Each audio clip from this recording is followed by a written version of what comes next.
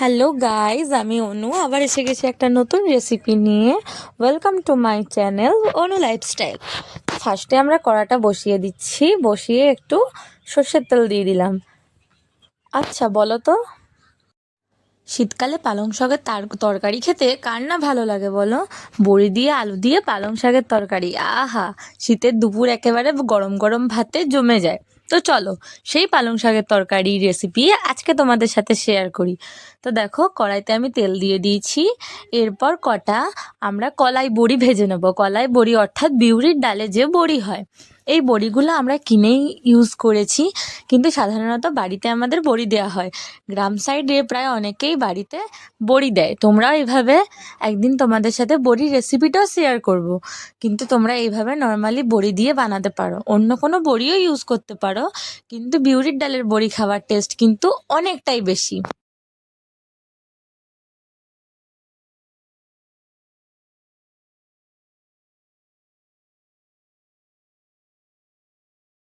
গরম তেলে সাদা সাদা বড়িগুলোকে ছেড়ে দিলাম এবং এগুলোকে ততক্ষণ অবধি ভাজবো যতক্ষণ না ভালো করে লাল লাল হয়ে ভাজা ভাজা হয়ে যায়। আর হ্যাঁ, এরকম ফেনা দেখলে কিন্তু ভয় পেও না। তুমি যদি বাইরে থেকে বড়ি কিনে আনো, সেই বড়িতে কিন্তু সোডা থাকে, তাই জন্য এরকম ফেনা ফেনা ওঠে। ঠিক আছে?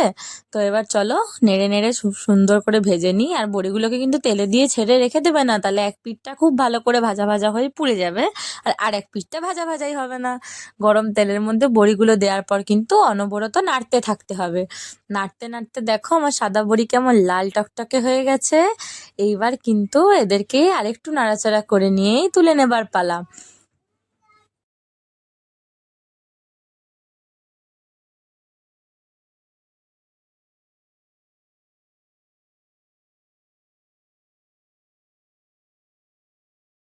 আমাদের বাড়িতে সবাই একটু বড়িটা শক্ত শক্তই পছন্দ করে, খুব বেশি নরম পছন্দ করে না, তাই জন্য আমি আরেকটু কড়া করে ভেজে নিলাম।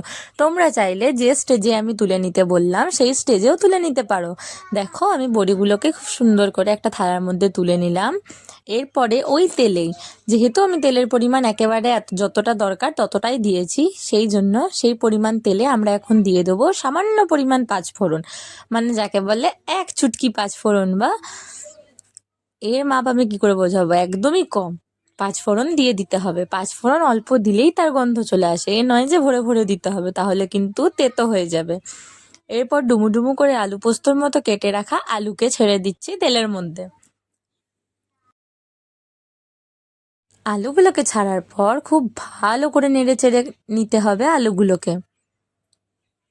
দেখো, আমি আমার কাছে 2 মুঠো পালং শাক ছিল, সেই হিসাবে আমি কিন্তু আলুর পরিমাণ রেখেছি মোটামুটি 2 থেকে 3টে।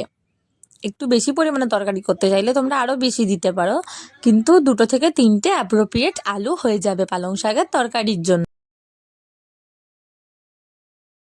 আলুটার কালার চেঞ্জ হওয়া অবধি একটু আলুটাকে ভেজে নিতে হবে, যাতে হালকা কালারটা চেঞ্জ হয়ে যায়। তারপরে আমরা দিয়ে দিচ্ছি বেগুন আর মূলো।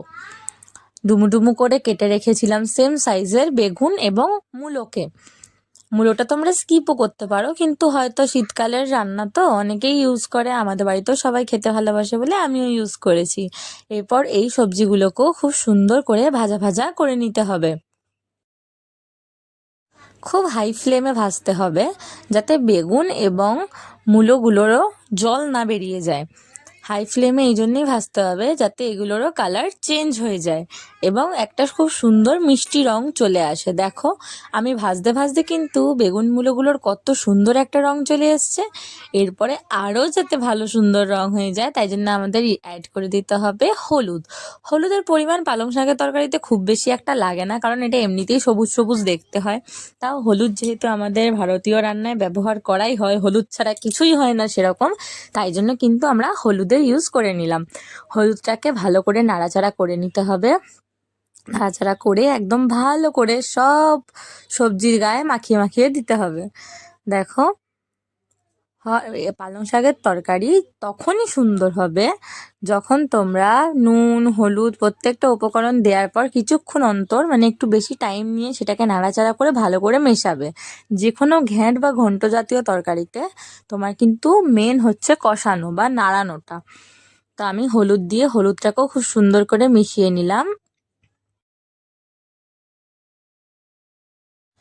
এরপরে আমরা অ্যাড করে দিচ্ছি নুন।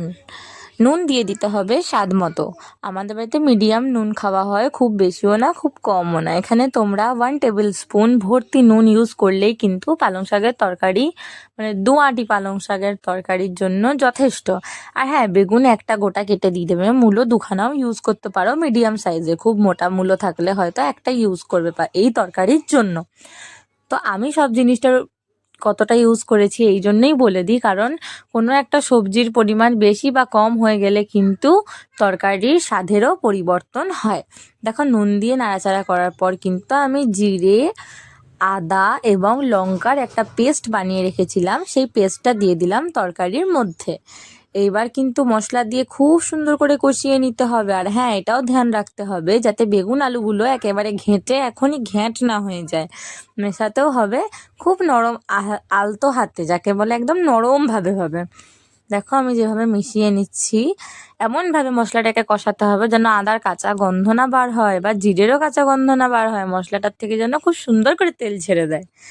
এইবার এমনিতে আমরা যখন অন্য কিছু রান্না করি পেঁয়াজ রসুন দিয়ে, তখন পেঁয়াজ দিয়ে যে মশলা কষানো হয় সেটা তেল ছাড়াটা আমরা খুব সহজেই চোখে দেখে বুঝতে পারি। আর যে কোনো সবজি একসাথে দিয়ে যখন মশলাটা কষানো হয় তখন কিন্তু সেটা বুঝতে পারা যায় না। কিন্তু এটা তোমরা সবসময় মনে রাখবে, ছানা কেটে গেলে যেমন ছেত্রে ছেত্রে যায় দুধটা, সেই রকমই কিন্তু মশলাটা সবজির গায়ে মাখো মাখো হয়ে আসে এবং কড়াই থেকে ছেত্রে ছেত্রে যায়, তখনই জানবে যে মশলা খুব সুন্দরভাবে কষানো হয়ে গেছে।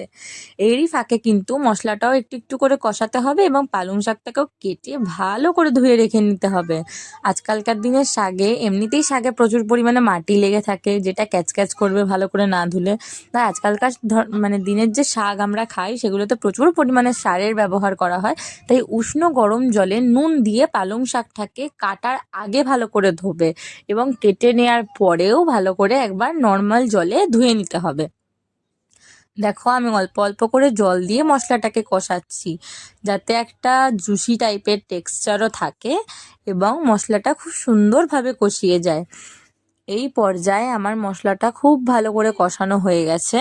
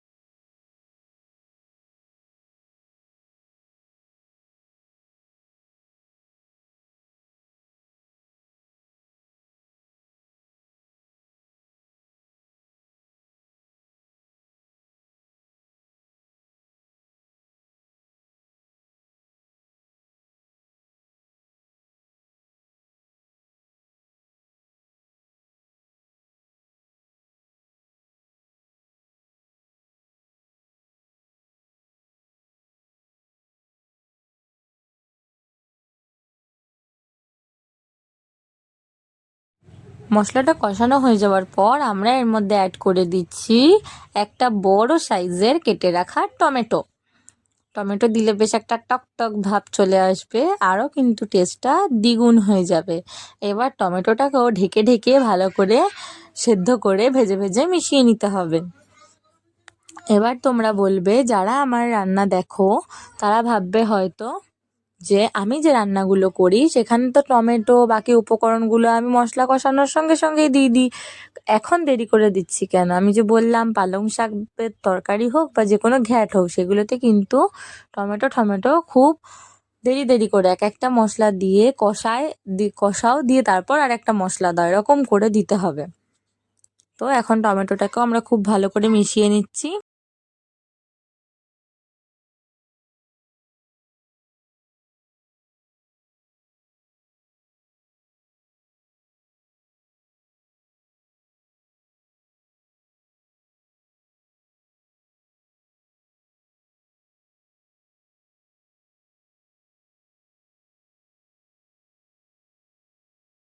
টমেটোটাও দেখো প্রায় সেদ্ধ সেদ্ধ হয়ে এসছে। এবার পালা কিন্তু মেন উপকরণ দেওয়ার, যার নাম হলো পালং শাক। এই দেখো পালং শাক একদম সবুজ সবুজ, কি সুন্দর লাগে না শীতের সবজিগুলো দেখতে?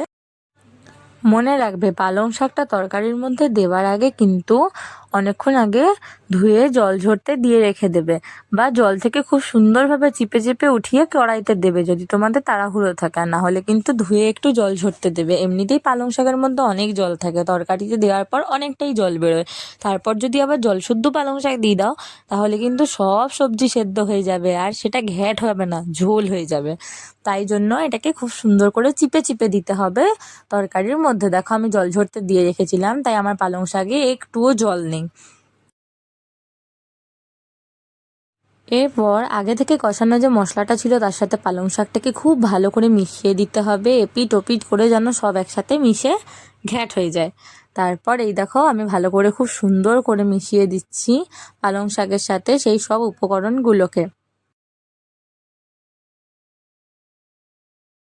আমার রান্না করা রেসিপিগুলো যদি তোমাদের ভালো লেগে থাকে তাহলে কিন্তু আমার চ্যানেলটাকে প্লিজ একটা লাইক করে দিও, আর এরকম সুন্দর সুন্দর রেসিপি পাওয়ার জন্য, ঘরোয়া রান্না পাওয়ার জন্য সাবস্ক্রাইব করে রেখো আমার চ্যানেলটা। আর হ্যাঁ, বেল আইকন টিপতে ভুলো না কিন্তু, যাতে আমার দেয়া রেসিপিগুলো সবার আগে তোমার ফোনে চলে যায় এবং তুমি দেখতে পাও।